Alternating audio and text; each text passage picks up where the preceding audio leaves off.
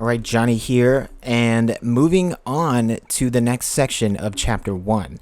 Again, you've been given a PDF text that you should have reviewed prior to watching this lesson. And moving forward, it's highly recommended that you do review each text before moving into the lesson.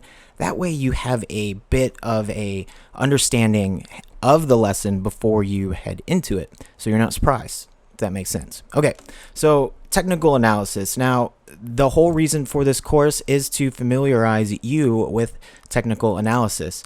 And as we spoke about in the previous lesson, we are in a Bitcoin bull market. And to take advantage of the opportunities this bull market brings, you must become proficient in technical analysis. Now, it's often referred to as charting. It's a type of analysis that aims to predict future market behavior based on previous action and volume data. You should know the difference between technical analysis and fundamental analysis. And if you're not sure, please refer to the PDF handout so you can compare and contrast the two. But for the sake of time, we will continue here. Now, as mentioned, TA is basically the study of an asset's current and previous prices. The main underlying assumption of TA is that fluctuations in the price of an asset are not random and generally evolve into identifiable trends over time. At its core, TA is the analysis of the market forces of supply and demand, which are a representation of the overall market sentiment. In other terms, price of an asset is a reflection of the opposing selling and buying forces, and these forces are closely related to the emotions of traders and investors, essentially fear and greed. So an important indicator which I'm sure that you've heard of if you have been in this space for any significant amount of time. Now, in order to examine prices and eventually spot favorable trade opportunities, traders utilize a variety of charting tools known as indicators. Technical analysis indicators can help traders identify existing trends and also provide insightful information into trends that may emerge in the future.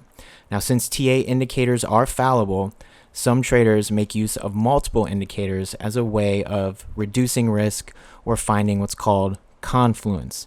Confluence is essentially the agreement of certain technical analyses that will help you establish a case for an idea, either bullish or bearish. So if you're looking for bullish confluence, you're looking for TA indicators or a technical analysis charting idea that shows that a bullish case is possible. The same but in reverse. If you're looking for a bearish case, you will look for as much bearish confluence as possible. Bearish divergences, hidden bearish divergences, downtrend, trend breaks, support breaks, resistance fails. Everything you can that adds confluence to an idea will make your idea that much more sound. So some common TA indicators. Now, traders will use a variety of indicators and metrics to try to determine market trends based on charts and historical price action. Among them, one of them being the most important, are moving averages. Moving average is a technical indicator that refers to an average price for a particular trading instrument over a specified period. Moving averages are used by investors and traders to track and identify trends by smoothing normal day-to-day price fluctuations. There are various moving average lengths. A 20-day moving average, for example, calculates the average price of a specific instrument over the past 20 days. A 20-day moving average can be seen here as the blue line. Investors can use this line as a support or resistance level indicator and base trades around it. Moving averages are calculated by adding up the previous X number of periods and dividing that sum by the total number of periods. For example, a 5-day moving average is calculated by totaling the previous 5 days' price data and dividing by 5, a simple arithmetic mean. Each time a new period occurs, the moving average moves forward, dropping the first data point and adding the newest one. As a technical indicator, a moving average appears as a smooth, curving line that provides a visual representation of a stock's longer-term trend. Faster moving averages with shorter look-back periods are choppier. Slower moving averages with longer look-back periods are smoother. Now, there are two different types of moving averages. There's actually more, but for the sake of this course, there are two. Simple moving averages, which are just as they say, the simple average of price over a given amount of time, and then the exponential moving average. It's a modified version of the SMA, or the simple moving average, that weighs recent closing prices more heavily than older ones. If you're looking to use a moving average in a recently trending market, you would want to use an exponential moving averages. If you're looking for a moving average point in a trending market that's been trending the same way for a significant amount of time, then it would be appropriate to use simple moving average. All right. Another commonly used indicator is something that we will go through in depth in this course, primarily in Chapter 3, is the relative strength index. So the relative strength index has a standard 14 periods on your traditional charting softwares. You can go ahead and change those things. I prefer the standard 14 periods. And then when you hear the relative strength index, we are not referring to relative strength. The relative strength index, RSI for short, is simply a momentum indicator. Relative strength is one asset compared to another. So if financials are outperforming the S&P 500, financials are showing relative strength. If healthcare is underperforming the S&P 500, healthcare is showing relative weakness. Okay? So when we talk about RSI, the relative strength index, we are simply referring to a momentum indicator. And then when you hear me say period, if we're looking at a weekly chart, that means we're using a 14-week RSI. And if we're looking at a daily chart, that means we're looking at a 14-day RSI. And the indicator goes from 0 to 100. So all that means is that it's an oscillator.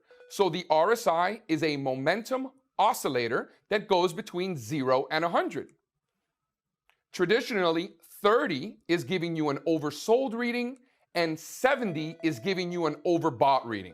You might have heard of Bollinger Bands. Bollinger Bands are an oscillator type that is they're pretty popular. They help let you know when it's time to buy and let you know when it's time to sell. Bollinger Bands were created by John Bollinger in the 1980s as a method for traders to identify extreme short-term prices in a security. The indicator is created by plotting the average of a predetermined number of prices along with two trading bands above and below. The outer bands are created by simply adding and subtracting one standard deviation from the moving average. Standard deviation is used to create this indicator because it is a common measure of volatility. Under normal conditions, traders will nearly always find the price of a security to trade within the bands.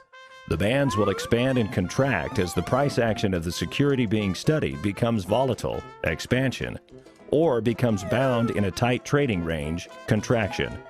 One of the main concepts to understand when using Bollinger Bands is that periods of low volatility generally tend to be followed by periods of high volatility and vice versa.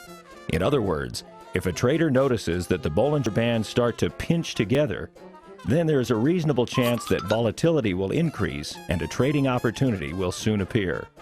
Another method of using Bollinger Bands is to note when the price of a security moves beyond the upper or lower barriers.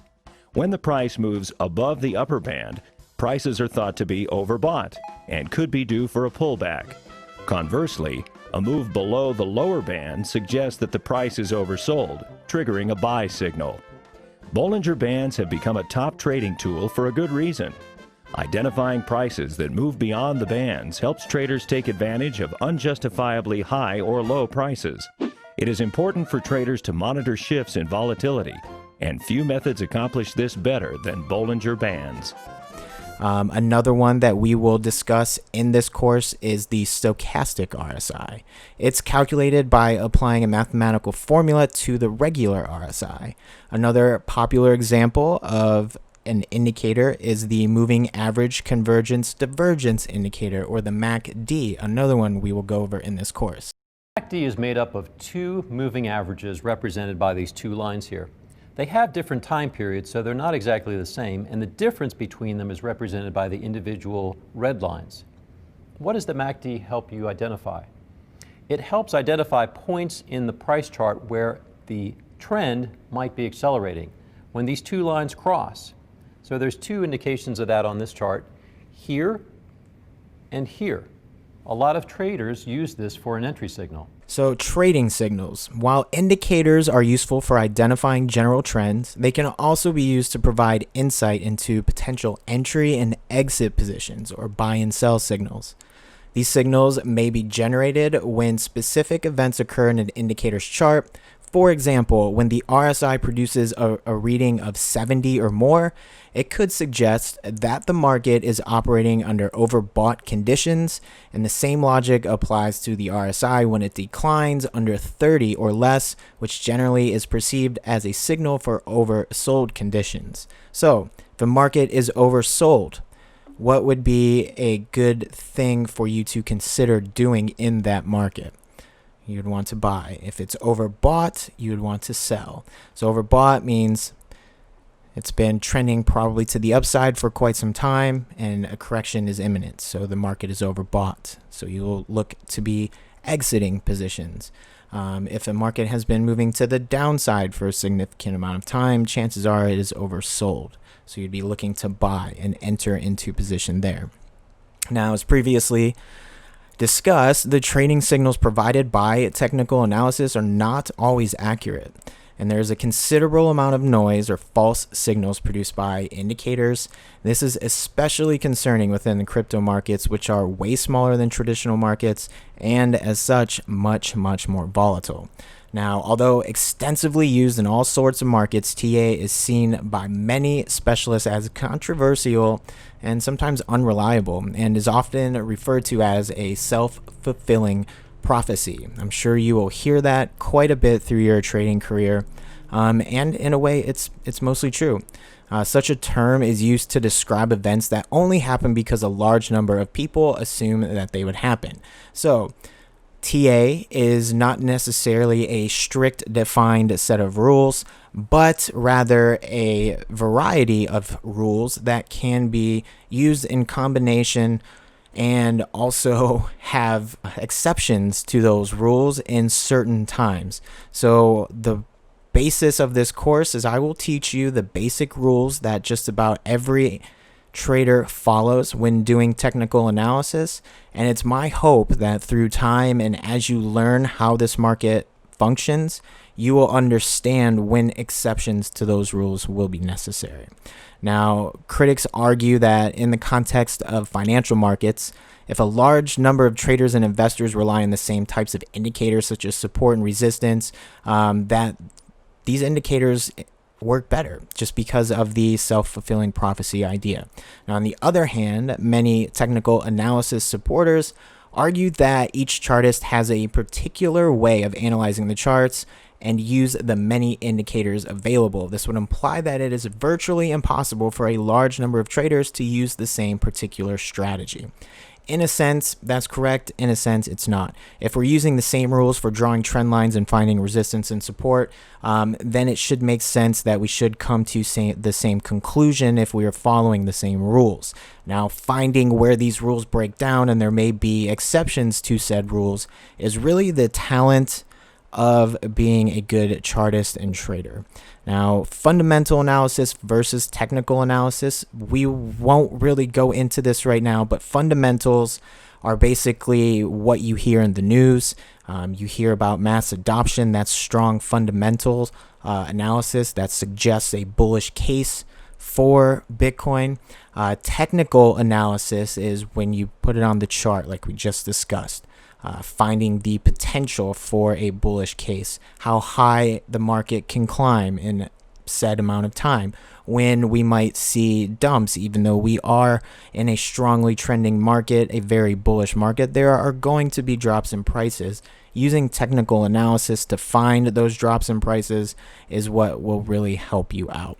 Now, besides the criticisms and the long-standing controversial debate about which method is better, a combination of both technical analysis and fundamental analysis approaches is considered by many as a more rational choice. Now, while fundamental analysis usually relates to long-term investment strategies, TA may provide insightful information in the short-term bear markets, into short-term market conditions, which may be useful for both traders and investors, for instance, when trying to determine favorable entry and exit points. So, the reason why you're here, you know Bitcoin is in a bull market. Fundamentals are strong as hell for Bitcoin right now. Knowing when to buy into that market, you're going to use technical analysis. The skills you're going to learn in this course will let you know the best and worst times to get in and out of this market. All right, let's move on to the next one.